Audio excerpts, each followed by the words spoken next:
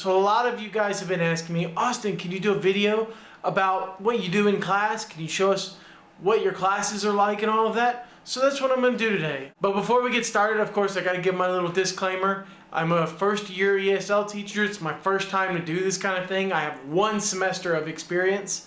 So maybe I'm not the best person you should be taking advice from, but I think I found an okay system. I do my little experiments every week. Sometimes they work, sometimes they don't. But we'll see what happens. My students seem to like me, so I think it's all right. But yeah, don't copy me just because you've seen me on the internet. So what is my class like? Well, let's start off with my textbook. This is the book that I use. Jiaoda has a system, has a curriculum kind of already in place for these particular students that I have, because I teach non-English majors and I teach freshmen. These are students preparing for the CET, and they're not like English majors. Their English isn't as good, of course, and you don't have quite as much freedom, at least not at my school. It's a combined listening and speaking, so we have a listening CD right here. So yeah, it's a combined listening and speaking class. And usually I will handle the speaking parts, of course, because I'm a native speaker. And I also teach the class with a Chinese teacher.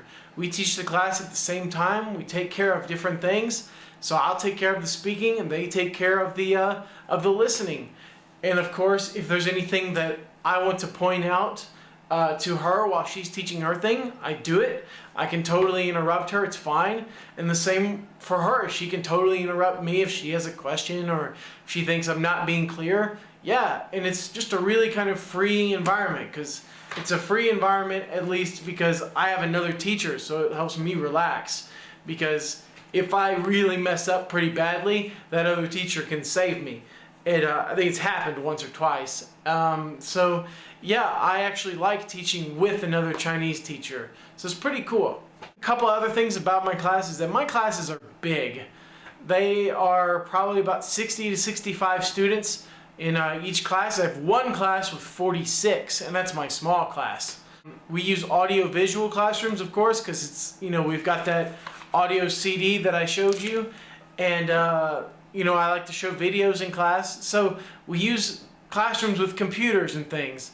So in a lot of those rooms, the desks don't move. You can't move around and create a big circle like, you see in all those movies and stuff. You can't create circles, you can't move around desks and stuff. So that's a little bit limited. And plus, having such a big group of students, it's hard to find activities for them to do. Sometimes it's hard to find activities, and that's just something that I gotta deal with. Now, to give you guys kind of a general outline of the class, we start with an introduction. I usually start the class and I usually end the class. I'll start with an introduction about whatever unit we're doing. Like we've got units like stress, biodiversity, the Euro, dreams, coincidence, courage. They're okay or whatever, but usually I will give an introduction for those 5 minutes or 10 minutes. I'll show lots of photos, I'll give some new words, some key vocabulary, that kind of thing. And then we'll kind of segue into the first listening exercise. The listening exercises are always from our book. We've got new words here, we've got some multiple choice, and got some blank filling and summarizing and things to do. And of course the Chinese teacher handles all of that. But if I think that there's something wrong in the book, like there's a lot of things wrong in these books.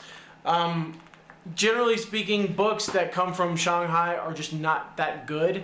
Books that you buy from Beijing University or anywhere in Beijing, those are usually better.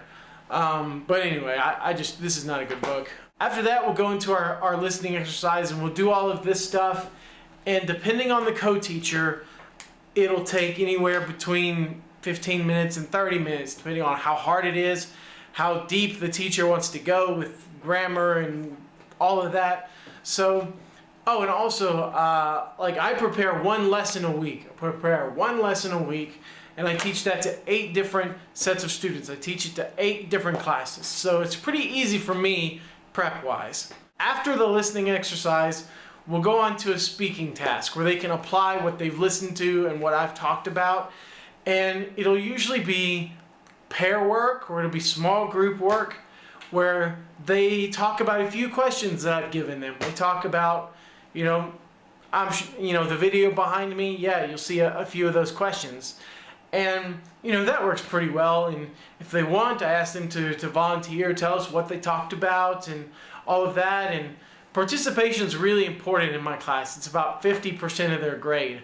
And I have my own little system of keeping track of that and whatever. Maybe that's for another video. But yeah, we will do that for about 15 or 20 minutes. And usually that's the end of the first hour. My classes are 50 minutes, a 10-minute break, and then another 50-minute class. So it's almost 2 hours that I spend with each class each week. So the next hour we will, most of the time we'll finish up that first speaking task. Then we'll move on to another listening task. This one's a little more flexible. Sometimes we do something from this boring, terrible book, or sometimes we'll do something that I found, or something that I've created, or something that they found and created. It could be a video from YouTube that I downloaded, I put subtitles on it, or it could be a radio clip that I found from CRI, or it could be any number of things that we use for our second listening exercise. And that's really pretty flexible. And then after we do that, we'll move on to the final speaking task. Now the final speaking task is just kind of whatever I want to do. It's anything and everything. It's okay. I do whatever my heart's desire I feel like doing. I can do a debate. I can play a game like 20 questions, or I can play Hangman, or I can do role plays. I can do cultural presentations. I can do whatever I want, and that's really nice, and that's a good way to end class, just with some game. It could be related to what we're talking about, or it could be just something just totally other, and that's really fun. And that's how class usually ends.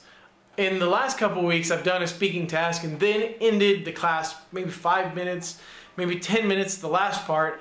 I'll show Chinglish. I'll show them little things of Chinglish to help them see common mistakes that people make when they translate Chinese to English. Chinglish actually is a really great way to teach common mistakes, common errors, and teach them certain rules about, noun phrases and verb phrases.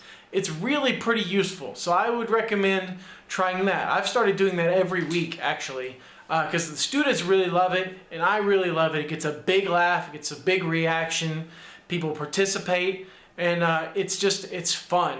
And that's usually how I end class. My classes are pretty relaxed, pretty free.